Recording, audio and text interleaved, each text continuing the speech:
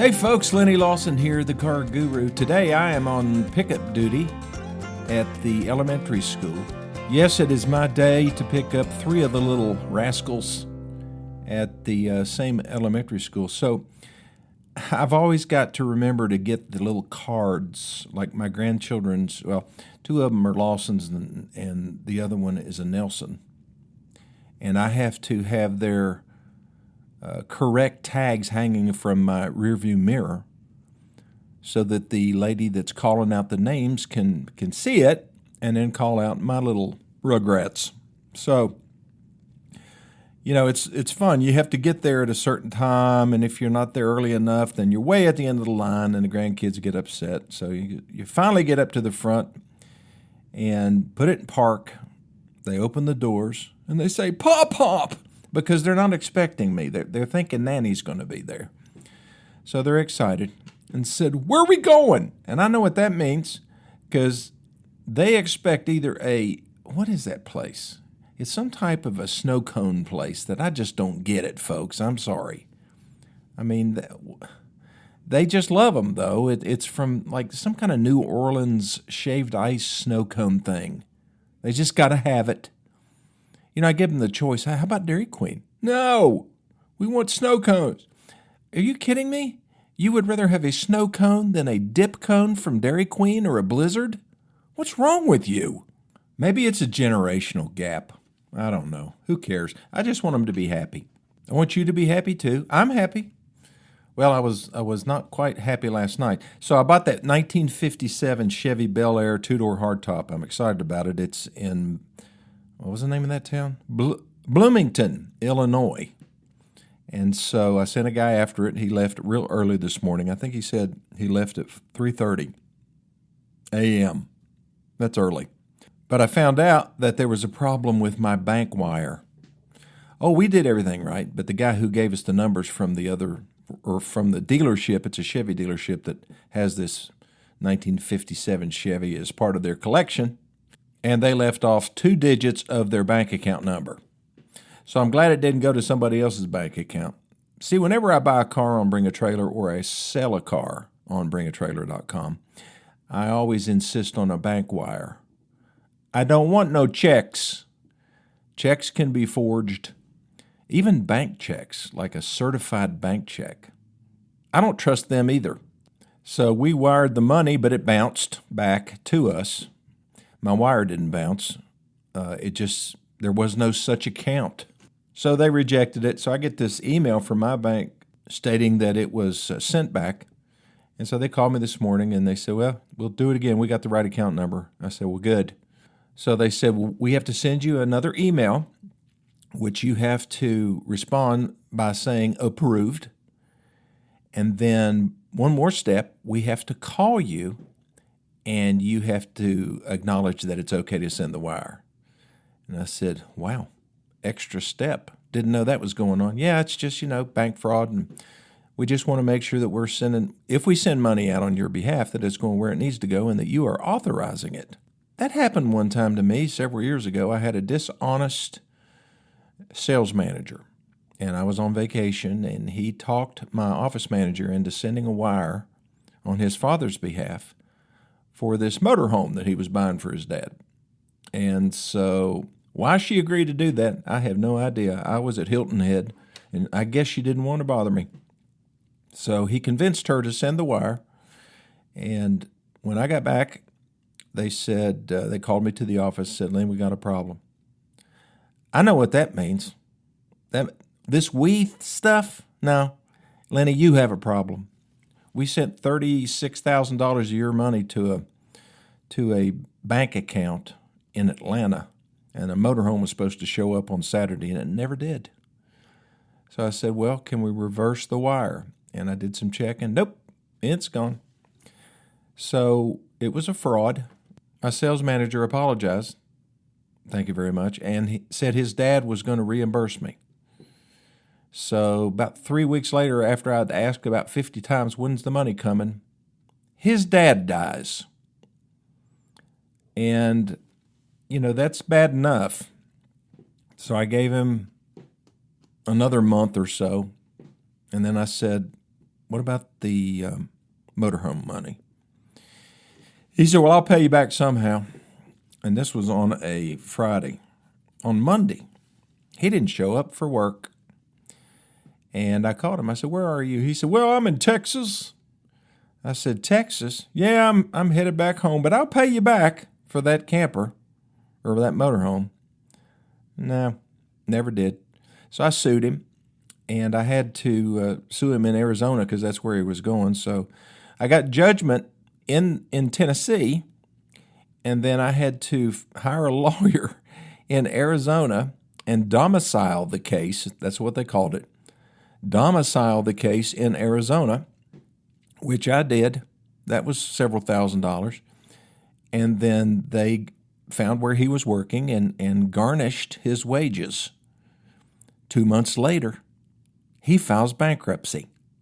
I think I got two $900 payments on the $36,000, I think it was $36,000.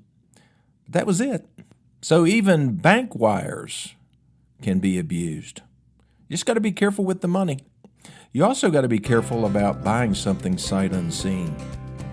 This can be a big problem. We'll talk about that here in just a minute.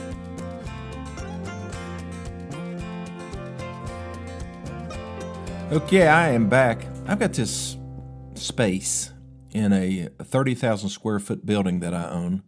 It's in a great retail location. I operate a tractor and lawnmower business there. We sell a lot of tractors, a lot of lawnmowers. It's called Green Outdoor. And so it's been a pretty good business. I haven't lost too much money. And I had a body shop tenant in there, and he left. He had to close up shop, couldn't make it. So I just put it on Facebook, and I got a call, or not a call, but I got an instant message through Facebook, and this guy was interested in the space. So I met him the other day, and young guy. He is operating a business in, well, let's say, I would say 20 miles from here, and he wants to really get serious about the body shop business, and he's being smart about it and wants to lease the property on a short-term basis, 6 months at first. And I said, fine, whatever. And he wants to give it a try, and he's going to pay rent, of course. And so he wanted me to draw up some type of an agreement. I've drawn up a lot of agreements in my life. I know how to draw them up. So I drew up this lease agreement, and it was close to 6 pages long. And quite frankly, I copied it off of the last lease that I had with the previous tenant. It's got all of the legal mumbo-jumbo in there that you need to protect yourself, that lawyers say you need to protect yourself, but there's always some kind of a loophole. So he said, when can I come sign the agreement? I said, well, I want you to review it first. Oh, okay. So I sent it to him, and sent it by, let's see, I texted it to him, and he that's what he wanted, so I texted it to him, and he called me back within, like, I don't know, 3 minutes. Said, looks good to me. Folks, you just really need to take your time when it comes to reading and signing documents, because I want to make sure that we have a clear understanding. My dad used to say, good fences make good neighbors. And I always took that to mean that if you want to have an agreement with another person, a handshake is not good enough. I know it should be, but it's not. I've seen them fall apart too many times. And if you are young and a trusting individual, and you just don't want to upset somebody, you don't want to hurt their feelings by asking them to convert something to writing, then you are being foolish. And that is not the prudent thing to do. You're not going to hurt somebody's feelings. Well, you might, just a little bit, especially if they're close to you, like they're a cousin or your uncle. But still, put things in writing, and they'll understand. Say Lenny Lawson's dad used to say, good fences make good neighbors, so that's why we're going to do it. What's that mean? Well, it's just that, we know where the property line is if you put up a fence. And so I don't want any disputes in the future between us. I want to keep our relationship good, so let's just put it in writing. Fair enough? If they're not willing to do that, maybe you don't need to go into an agreement with them. But this young man was willing to sign this lease after reviewing it just for a few seconds. Why do you think that is? I think it's because he's slightly intimidated by me. And, of course, in person, I can understand why somebody might be intimidated by, a successful businessman or somebody that they've seen on TV or, some of this stuff. But that's just not a healthy mindset. And I never want anybody to be intimidated by me, especially going into a business transaction. I want them to feel comfortable. Be happy. If you're not feel comfortable, ask questions. Get down to the brass tacks. And if you need time, then take it. Think about it. It's one of the most important things I think a car buyer can do is to, if the dealership will let you take the car on a test drive by yourself or keep it overnight or something like that, that's great. At least that way you get to see how it fits in your garage, how it feels when you wake up the next morning and you look out there. Do you feel good about it being there? But the most important time for you to reflect is once you know what the numbers are, so that you can take that home and look at it and think about it and ponder it. Oh, if you don't buy it today, that price will not be good tomorrow. Baloney. It will be. Now, if it's the last day of the month and a rebate is getting ready to drop off, I'd verify that before I fell for that line. But yeah, you need to think about it. Get them to print out a copy of the contract. Do not sign it. Make sure you have a copy of the sales contract or buyer's order. Take it home and review it and think about it. If you still want that thing in the morning, it'll be evident. You'll know it. Sometimes here's the way it goes. The excitement and exuberance of buying a new car will overwhelm the logic when it comes to the numbers.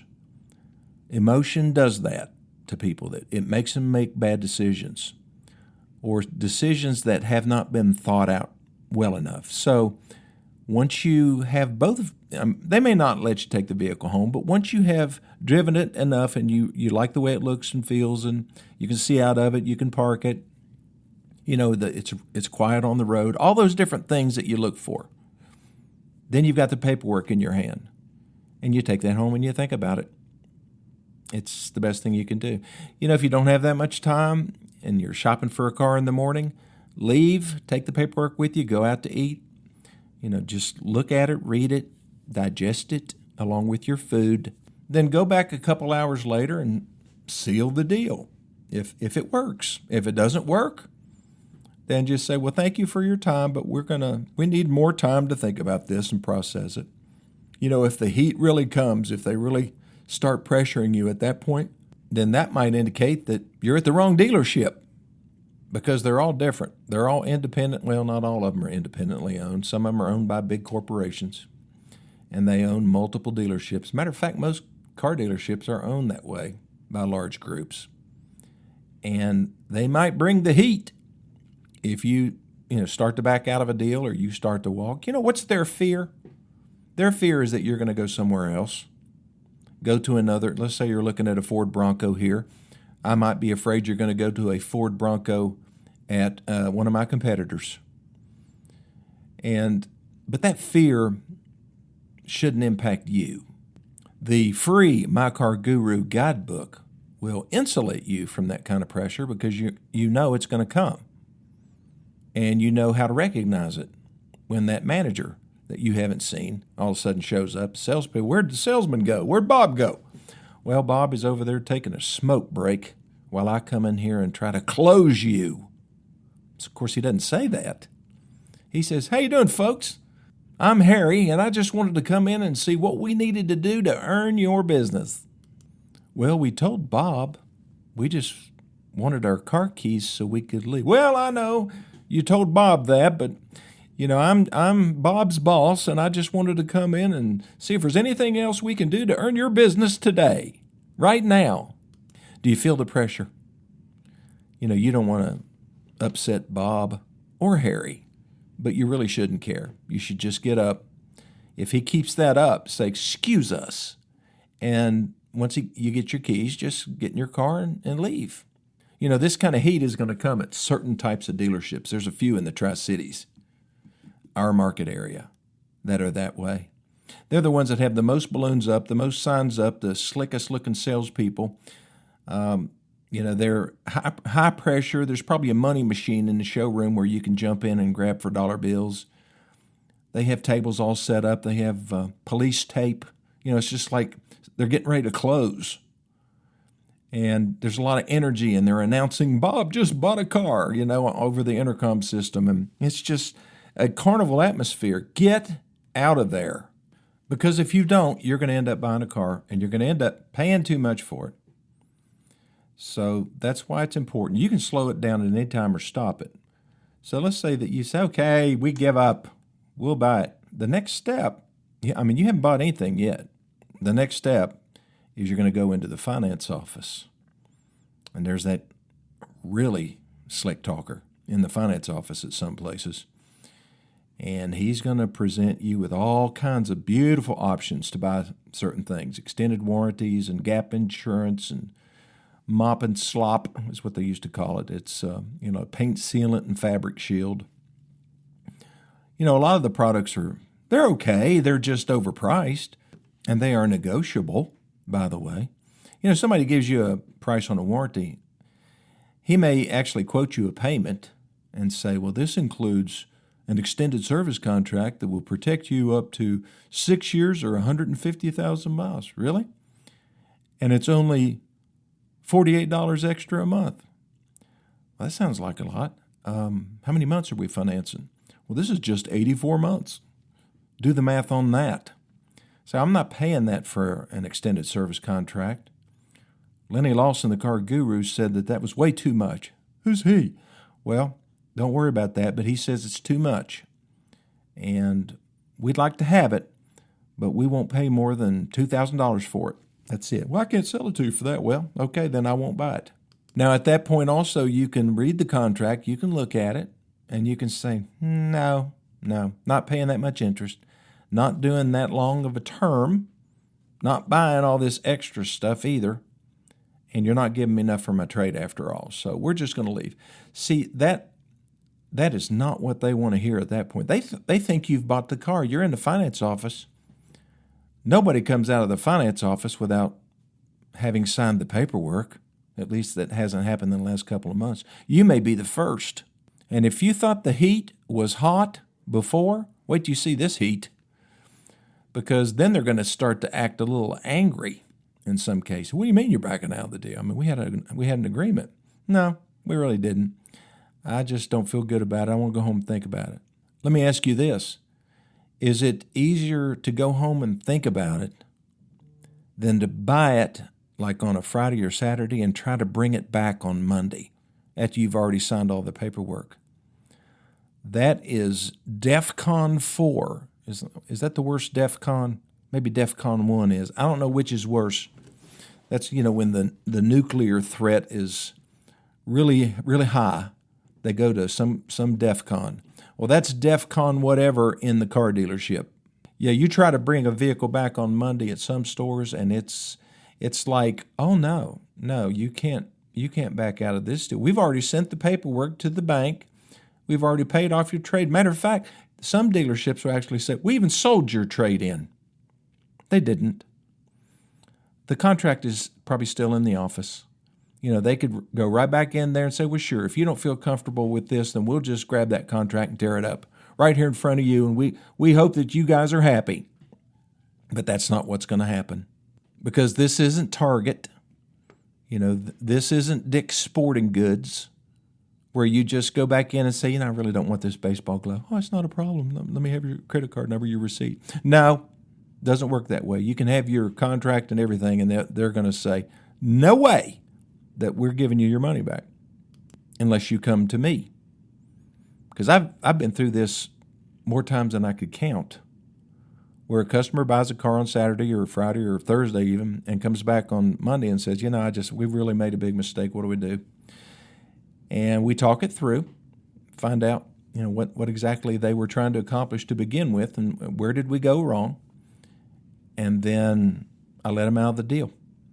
Because what I have found in my life in general and in the car business is that if you treat people the way you want to be treated, then there will be a reward.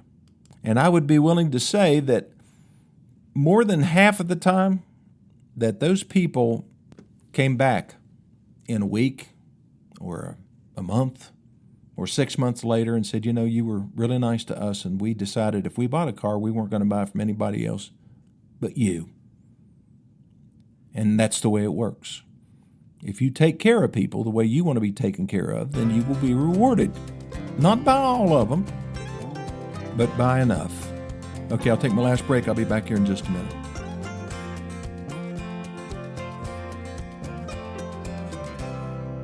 Okay, if you want the My Car Guru guidebook, which is absolutely free, it's 32 pages long, I can print it out for you and mail it to you, or, better yet, send me your email address, text it to me. My cell phone number is 423-552-2020. It's the only cell phone that I have. Or you can email me, lennylawson2020@gmail.com, and I'll send you a PDF. You know what that is? It's some kind of a digital thing, but you'll be able to open it up and you'll be able to read My Car Guru guidebook and print it out on your own. Roll it up, stick it in your glove box, and when you get ready to do something, like buy a car, sell a car, all the different things that you can do in your car life, just pull it out, read that section, and you will be insulated from a bad car deal. Well, thanks for listening to this edition of My Car Guru, and I will see you next time.